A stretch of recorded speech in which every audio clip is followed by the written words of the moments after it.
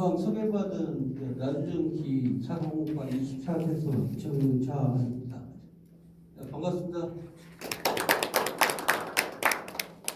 앉으세요, 여러분들.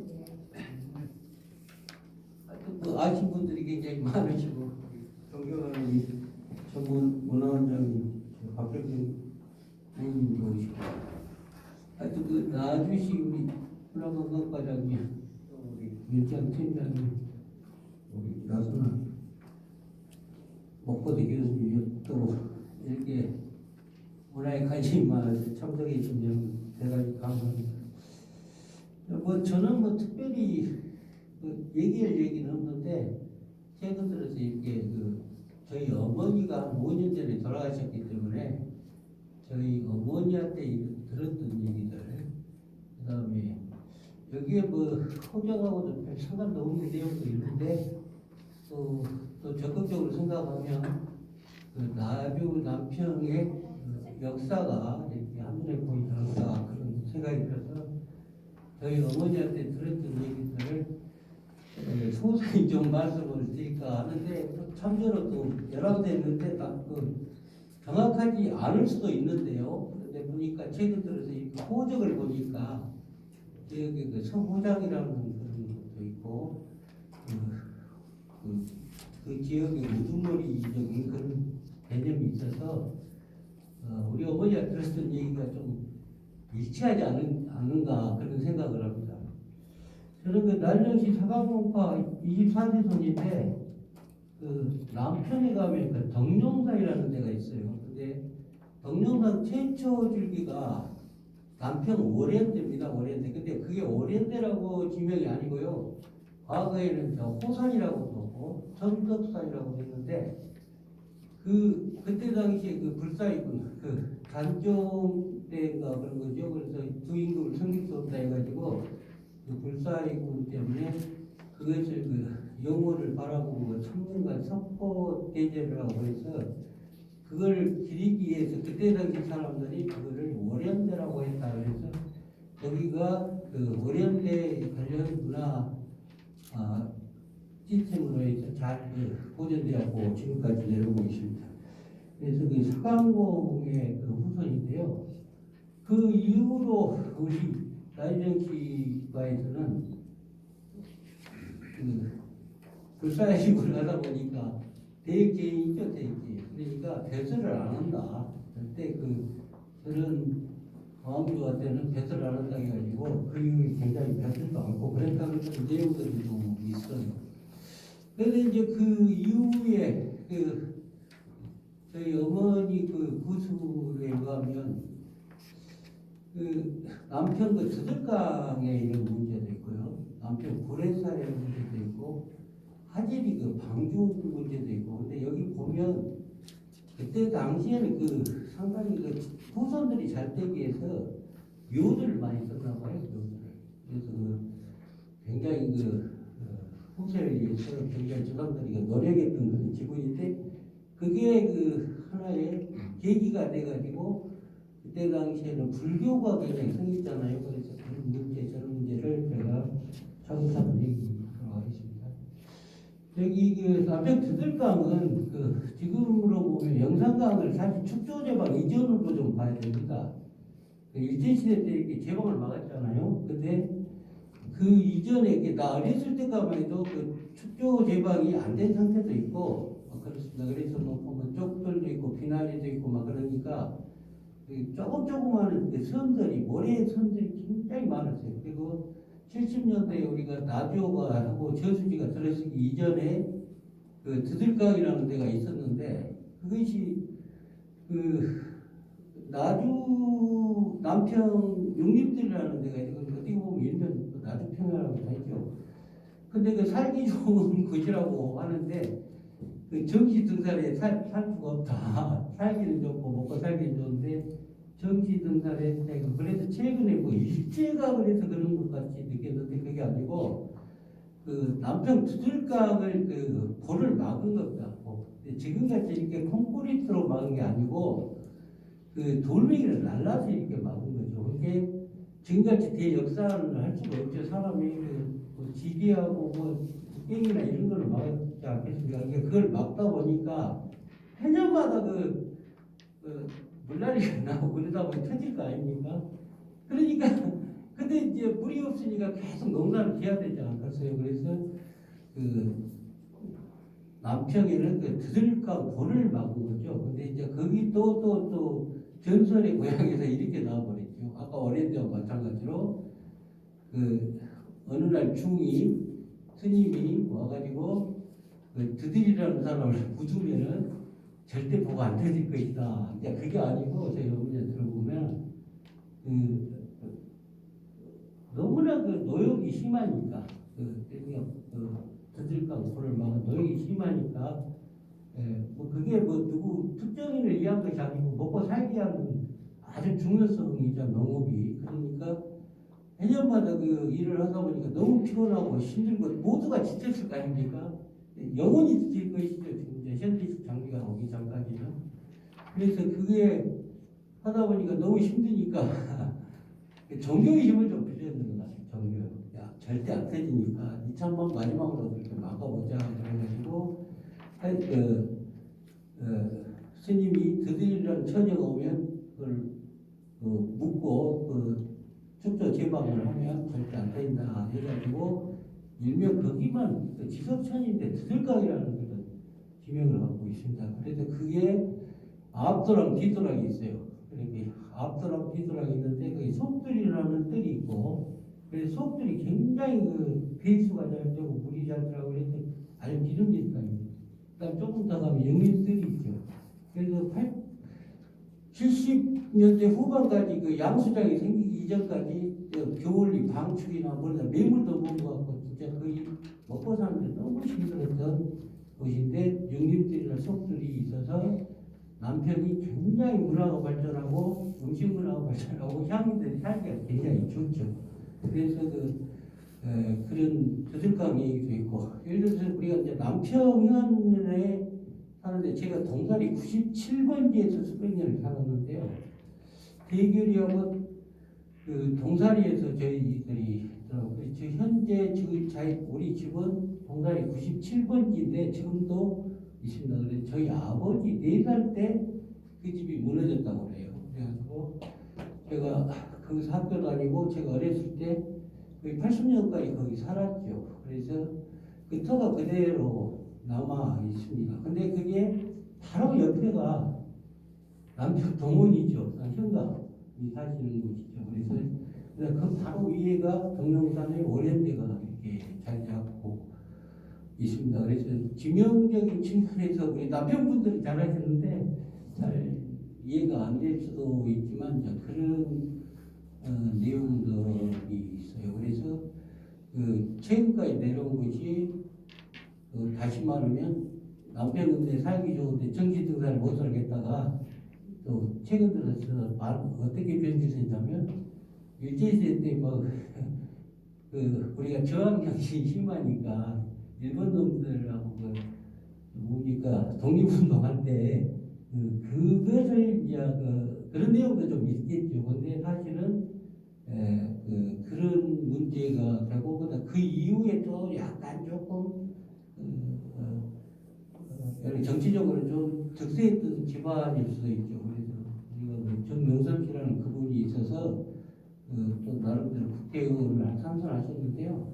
이제 저희 집은 제가 종갓집이죠. 그래서 그분이 있어서 이제 그런 내용인가는 정확한 일은 판단하시기 바랍니다. 하여튼 그런 내용으로 드들강이 있고 아까 우리 사방공 얘기는 했고요. 그다음에 이제 그러니까 지금 하나 수리조합 역사가 있는데요. 남평의 유일한 일제 이전에 수세를 받은 곳이 남평인가 다른 데 다 그랬겠죠. 근데 수리조합은 일제시대 때 문제인 것 같아요. 근데 그 이전에 물세를 받았어요. 물세를. 그러니까 드들강 보수를 하고 그런데 지금까지 조합이라는 형태가 아니라 전해지고 있습니다. 지금까지도 개가 있어요. 개가 지금도. 그래서 그것이 나는 쉽게 생각했는데 그것이 참 대단한 그런 내용들이구나 지금에 와서 그렇게 느끼게 됐고요. 그다음에 이제 불회사는 그 보면은 마라난타인가 그분이 창건했다 뭐 계시는데 그 이후에 또 뭐 했는데 유일히 저희 선산이 그거 있습니다. 그거. 근데 마지막 그 스님 그게 지금 뭐 정현 스님이 그분인데 그 이전에 선부 스님이라고 있는데 사실상 그때 당시에 저희들이 그 기억에 우두머리로서 저희 어머니 얘기는 돈이 얼마나 들어갔는지 그 끝이 없이 들어갔다. 그걸 갖고 이게 정시절이다 그렇게 얘기하고 유일히 저희 그 불회사의 그 비자나운서이 저희 그 사회재산으로 있고 거기가 저희 선배들을 모셔가고 있습니다. 옛날에는 그 예로 봐준 이유가 저희들이 굉장히 지금 같은 장로님이죠. 장로님 저희가 돈을 많이 내서 일을 하다 보니까 그래서 그 저희 선대가 모셔 있는 곳이기도 해요. 그래서 뭐 약간의 그 기록은 저희 어머니가 그 말씀한 것인데 약간의 그래서 시주 목록도 일부 있고 그러더라고요. 그런 내용이고. 그다음에 이제 하지리 방죽은 좀 근데 하지리가 보면 방죽이 하나 있고 그 하지 방죽이라고 그래요. 근데 저희가 그 3-1번지가 저희가 학교 옆이 전부 다 저희 산이었습니다. 저희 산. 좋게 보면 선산이었죠, 선산. 근데 그때 당시에 여러 가지 호장을 하고 뭐도 근데 저희 어머니 얘기로는 하재방이 아주 적었다고 해요. 근데 저희 아버지가 이런 얘기를 하냐면 연꽃이 만발하고 저 사제 저수지가 하면은 자손이 굉장히 좋기 때문에 굉장히 중요시 여겼던 것인데 이게 조금만 했는데 그때 당시에 대훈련을 시켰는가 봐. 저것들이 감리적인 측면도 많이 있었어요. 그래서 그거를 하대 방죽을 파서 지금은 이제 홍련이라는 해가지고 마을이 있는데 사실 나 어렸을 때 가면 거기가 강씨들이 살아요. 강씨들. 근데 그게 굉장히 오지입니다. 오지. 지금은 이제 차가 이렇게 됐는데 거기가 강현신 씨라는 분이 그러니까 지금으로부터 한 30년, 40년까지도 저희 산을 보셨어요. 그리고 그분이 관리를 했고 또 그런 내용을 그분도 적어하고 있죠. 강씨들. 그 다음에 삼본 남초등학교에 정승현 씨로 돼 있는데 삼본 남초등학교를 이제 저희 아버지가 기부했는데 그 토지를 기부해서 그냥 학교를 지키습니다. 예, 그런 내용도 그러니까 최근 사죠. 그런 내용들이 이렇게 있고요. 하여튼 보면 여러 가지 내용들이 많은데 제가 이게 보존하지 못하는 일들이 좀 있죠. 자료들 기타 유물이 257점인데 사실은 한 10박스 정도 있었어요. 10박스 정도. 근데 80년대 제가 서울로 갔고 형님들이 가는데 저희 집이 상당히 큰 집인데 벽장이라는 게 있는 것이 있어요. 그래서 그 벽장에 한 10박스 정도가 옛날 고술 이런 대바구니 같이 만들어져 있는 한지로 바닥에 그것을 보관하고 있었는데 왜 그것이 이렇게 후세 정확하게 전달하지 못한 이유는 저희 할아버지가 상당히 연세가 많으신 분이죠. 근데 저희 큰아버지가 계시는데 그 큰아버지가 28살 때 돌아가시게 돼요. 그 돌아가시게 된 이유는 그다음에 아파서 돌아가셨겠죠. 근데 저희 아버지는 우리 할아버지 그러니까 우리 큰아버지의 손자 같은 아들이에요. 그러니까 한 대가 없어져 버려요. 거의 한 30년, 40년이 부재돼 버리고 저는 우리 아버지가 8살 때 돌아가셔 버려요. 그러다 보니까 이 문서가 뭔지 몰랐죠.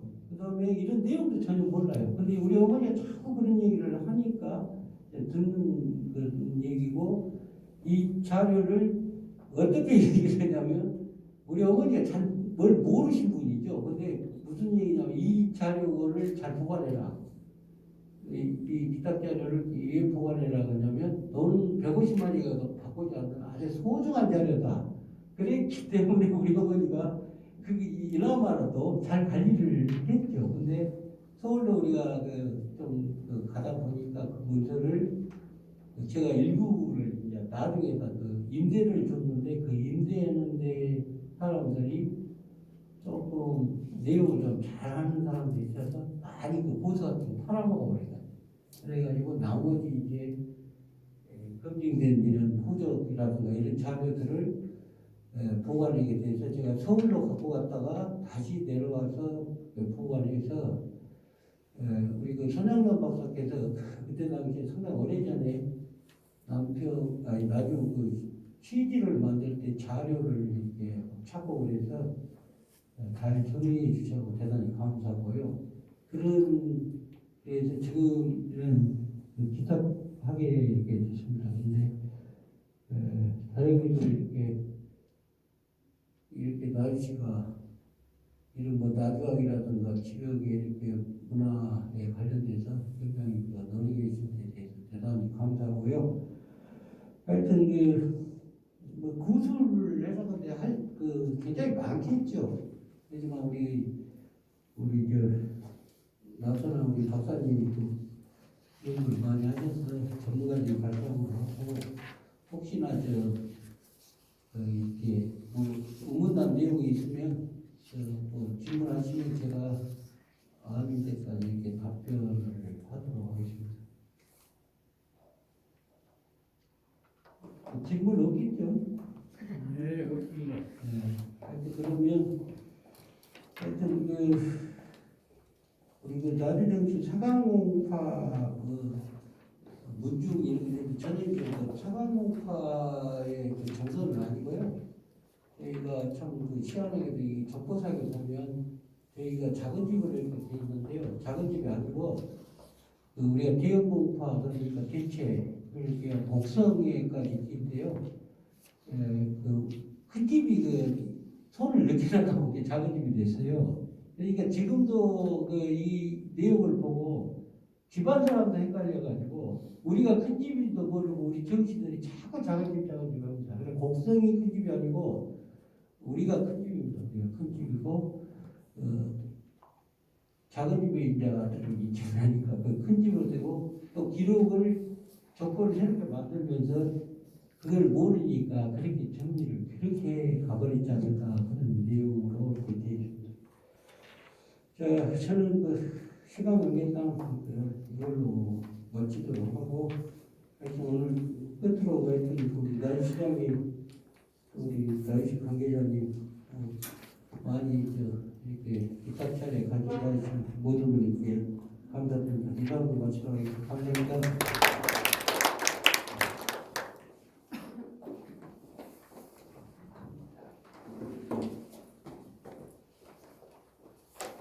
네, 감사합니다. 사실은 이렇게 기록으로 남은 역사는 언젠가는 사실은 그 기록을 해석하고 또 함께 연구하고 하면 되는 건데 아까 정문찬 선생님께서 말씀해 주신 그 어머니로부터 들었다는 여러 가지 구술 이야기 그런 건 저희가 사실 어른들이 안 계시면 어디서도 들을 수 없는 소중한 자료여서 사실은 자료뿐만 아니라 이 구술의 중요성도 함께 좀 여러분들이 생각하셨으면 좋겠습니다. 그럼 바로 이어서 저희가 오늘 이제 여러분 앞에 놓여 있는 유물 실물들이 있는데 그 실물을 중심으로 해서 여러분들께 이제 전문 연구자를 모시고 강의를 듣는 순서를 진행하겠습니다. 강의 주제는 호적으로 풀어보는 나주 정씨가 이야기이고요. 오늘 강의해 주실 나선아 선생님은 2006년 전남대학교에서 조선 후기 나주 향리 연구로 박사학위를 취득을 하시고 나주 향리와 나주 사족에 대한 연구를 집중적으로 하고 계십니다. 지금 현재는 목포대학교 사학과 출강을 하고 계시고 저희 나주시 문화재로 지정하는 제도가 있어요. 그래서 나주시 향토문화유산 보호위원회 위원으로 활동을 하고 계십니다. 여러분 나선아 선생님을 큰 박수로 맞아주시기 바랍니다.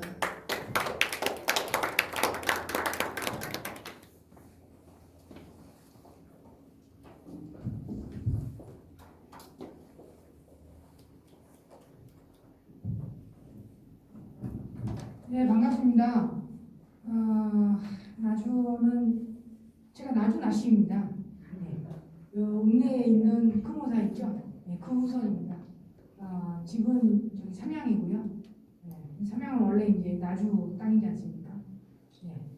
그래서 저는 이제 그 팀장님께서 말씀하셨습니다만은 그 시내에 있는 1호당에 있는 문서를 가지고 박사학위를 받았습니다. 그래서 향리에 대해서 이제 계속 공부를 해오고 있는데요.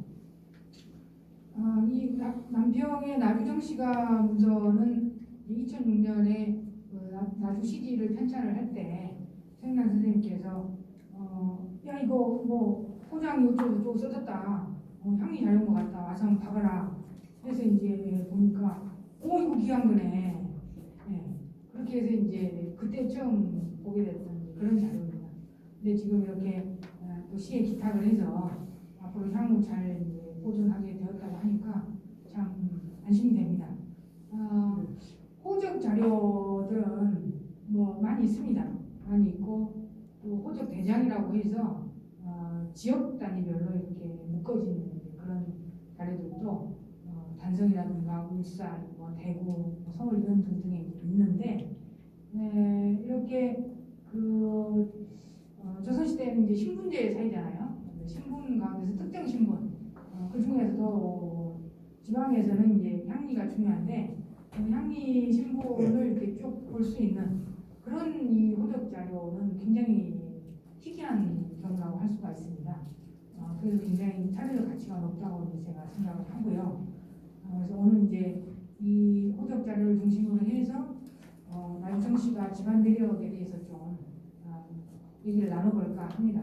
그래서 호적만으로는 이제 얘기할 수 있는 부분이 좀 한계가 있는 부분이 있어서 이 지방 관련해서 뭐 좀 연구된 게 없나, 뭐 다른 자료들은 없나 제가 좀 두고 살펴봐서 그런 것들을 좀 참작을 해서 말씀을 드리겠습니다. 먼저 뭐 남평의 연역에 대해서는 뭐 이제 참고하시는 수준인데요. 다들 잘 아시겠죠. 고려 때 처음으로 이제 고려가 세워지고 나서 남평이라는 이제 그런 지명이 사용되기 시작했고, 그래서 뭡니까 나주에 이렇게 이제 속해 있다가 또 독립된 행정구역으로 이렇게 세워지기도 하고, 그러다가 조선시대는 내내 이제 남평현으로서 1914년에 일제강점기 때 이제 나주군의 남평면으로 이렇게 편입되기 전까지는 독립된 행정구역으로서 조선시기 내내 자리를 했습니다. 그래서 이런 남평현에 그러면 어떤 사람들이 살았을까? 어떤 사람들이 살았는가? 이제 뭐 여러 자료를 찾아보면 남평 출신의 뭐 인물이라든가 이런 사람들 몇몇 확인할 수도 있겠죠. 기본적으로는 각 동네에 어떤 사람들이 살았는가를 알려면 1차적으로 그 동네에 주요한 이제 성씨를 파악을 하면 됩니다. 그래서 이제 성씨를 알 수 있는 자료들이 15세기 세종 때 이제 자료를 기초로 해서 작성된 세종실록 지리지부터 해가지고 몇 가지가 쭉 있는데요. 이렇게 보시면 세종실록 지리지에는 뭐 토성, 그다음에 철야 이런 식으로 두 개가 이렇게 나눠서 이렇게 기록이 되어 있고요. 신중 동국여지 승남 1930년에 나온 그 기록에는 권현, 그다음에 철야, 도민 이렇게 세 개로 또 나눠서 얘기가 되고 있습니다. 자, 여기서 이제 주목하실 것은 이제 토성이라는 그 개념인데요. 토성 쉽게 얘기하면 토박이 성씨, 그러니까 한 지역에서 대대로 이렇게 뿌리박고 살아온 이제 토박이 성씨를 보통 토성 이렇게 얘기를 하고, 이 성들이 이제 적어도 세종실록 지리지를 편찬할 당시에 남평 그리고 조선 초기뿐만 아니라 고려 후기에서 조선 초기로 이렇게 연결되는 그 시기에 이제 남평에 살았던 주요한 그 사람들을 이제 나타내주는 그런 자료다 이렇게 이제 보시면 됩니다. 그래서 보시면 조씨, 오씨, 유씨, 황씨, 정씨, 문씨가 있죠. 제가 빨갛게 정씨를 이렇게 체크를 해놨는데 이 정씨가 이제 지금 오늘 얘기할 나주 정씨냐 이 부분에 대해서는 역사학의 이제 일반적인 그 기준에 이렇게 보자면 그런 성씨가 맞다고 봐야 돼요. 지금 오늘날의 나주 정씨가 이 세종실록 지리지에 나오는 이저 정씨, 토성 정씨가 이제 맞다 이렇게 봐야 되는데, 근데 이제 토성이라는 것은 제가 아까도 말씀드렸지만 대대로 오랫동안 살아온 토박이 성씨란 말입니다. 그런데 이제 우리 문중 어르신들 계십니다만은 우리 그 사강공파 족보에 의하면 이 금융 때 파시조인 금융 때, 그러니까 세조의 왕위 찬탈, 어린 조카 단종을 쫓아내고 왕이 됐던 그 세조의 쿠데타에 이제 굴복해서 이쪽으로 내려온 것으로, 그래서 나중에 이제 들어온 것으로 이렇게 이제 얘기가 되고 있단 말입니다. 그러면 이제 그것과는 좀 상충되는 부분이 있어요. 그러니까 그렇게 조선 초기에 이렇게 들어온 그런 성씨는 고려 후기부터 이렇게 대대로 쭉 살아왔던 이런 그 성씨들하고는 비교했을 때 같은 토성급으로 이렇게 쳐주지 않거든요. 그래서 이제 그렇지만 이제 또 한편으로 고려하실 것은 족보라고 하는 것은 우리가 어쨌든 기록을 바탕으로 해가지고 대대로 한 집안에서 특정 시조를 중심으로 해서 그 핏줄을 이어가는 그 자손들을 이렇게 쭉 기록으로 남기는 것을 우리가 이제 족보라고 하지 않습니까? 그런데 이제 그 기록이라고 하는 것이 각 집안마다 성씨마다 뭐 처음부터 야 우리가 앞으로 수백 년 이어질 집안이니까 무슨 일이 있어도 족보는 계속 남겨야 돼 하고 철저하게 기록을 남기는 집안이 얼마나 있었겠습니까?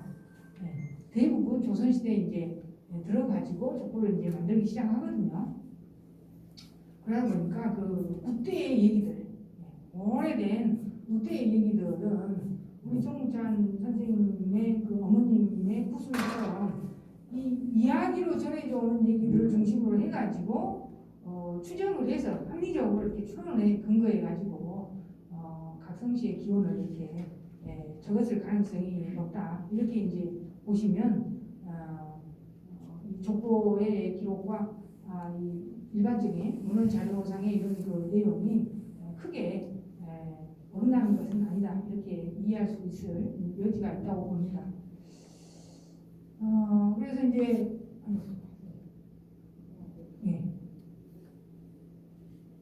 올라가 주시죠.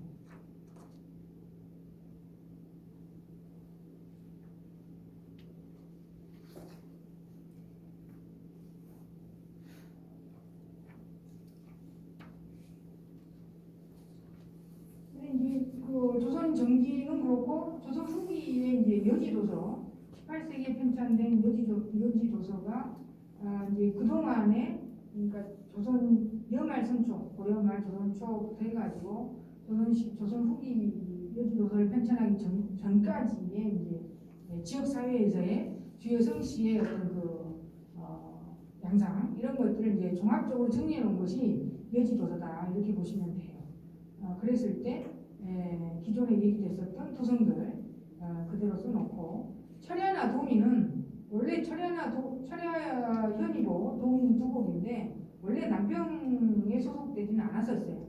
근데 이제 조선 태종 때 그 능성에 있던 거였는데 남평하고 가까우니까 남평한테 이렇게 붙여버렸죠.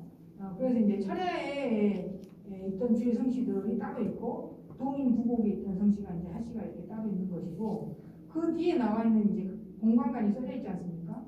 강화철씨, 광산이씨, 풍산홍씨 뭐 이런 성씨들이 이제 이후에 적어도 신중 동국여지승랑 이후부터 이 남평에 자리를 잡은 그러면서 이제 두각을 나타내기 시작한 그런 성씨들이다. 이제 이렇게 보시면 되겠습니다. 그리고 그 이후에 나와 있는 남평 읍지나 이제 19세기에 있는 읍지 이런 것들 자료들은 좀 소략해요. 우리 그 나주의 읍지 같으면 저 부분이 굉장히 자세한데 이 남평 같은 경우에는 1871년과 1899년경의 읍지 보면 문씨하고 반씨밖에 없어. 이상하죠.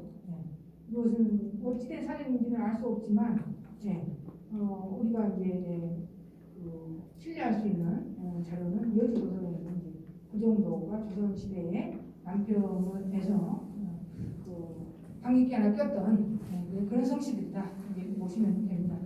근데 성씨라고 하는 거, 성관이라고 하는 거, 성씨와 공관이라고 하는 거 있지 않습니까? 성관이라고 하는 것 자체가 뭡니까? 뭐 오늘날에는 그 성관 없는 사람이 없죠. 없지만 조선시대만 하더라도 없는 사람들이 많았어요. 성도 없고 공관도 없고 그런 사람이 많았습니다. 그러니까 중국식 이 성씨, 한자식 성씨를 쓰기 시작한 거는 이제 신라 말부터 썼고요. 그다음에 이제 공관을 쓰기 시작한 거는 이제 고려 들어가가지고 공관을 쓰기 시작하거든요. 그러다가 이제 성씨하고 공관을, 그러니까 나주 정씨 이런 식으로 공관과 성씨를 같이 이렇게 병칭하는 이런 것들이 이제 고려 중기 이후에서야 그것이 이제 확산되기 시작을 합니다. 그래서 조선시대만 하더라도 성이 없고 공간이 없고 이랬는데 워낙에 양반 중심 사회다 보니까 양반 아니면 사람 대접을 못 받는 이제 그런 시대를 살다 보니까 너나 할 것 없이 조선 후기에 가면 우리도 성관을 만들어야 되겠다, 족보를 만들어야 되겠다 해가지고 이제 그때서야 만들어요. 만들면서 기왕이면 좀 유명한 성관에 우리가 들어가면 좋겠다. 이렇게 해서 이제 들어가는 경우들도 있고 또 이제 만들었는데 이것보다는 다른 용이 좋겠다 해서 이제 또 이렇게 옮겨가는 경우도 있고 그렇게 해서 오늘날 여기 앉아있는 우리들의 이제 성관이 만들어졌다 이렇게 이해하시면 좋겠습니다. 네, 선생님.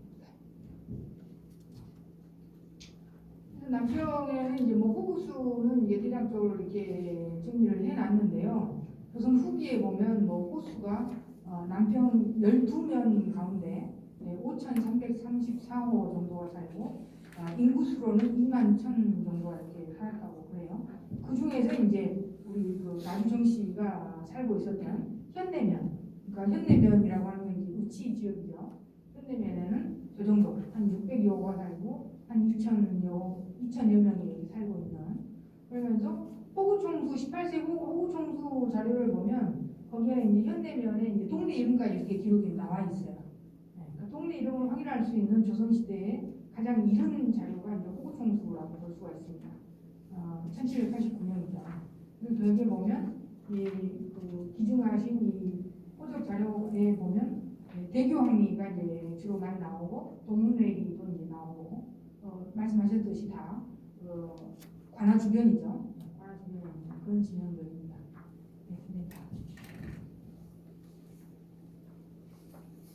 네, 1872년에 그 남평면 지도 보시면 그 현내면 지역이 그 관할을 중심으로 해가지고 관할을 중심으로 해서 이렇게 동그란 이 부분이죠. 현내면이라고 하는 이 노란색 여기가 이제 현내면이라고 써져 있고 그래서 이 빨간색들이 이제 길을 나타내는데요. 이 안이 이제 현내면이 되겠습니다. 그러니까 남평은 나주하고는 달리 읍성이 없죠.